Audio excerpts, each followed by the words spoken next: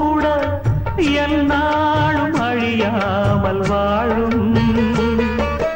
யாரார்க்கு எதுவென்று விதி போடும் பாத போனாலும் வந்தாலும் அதுதான். ஏழைய மகனுக்கு வந்தது பூங்குருவி, கோழை என்று இருந்தே போனது கை நழுவி.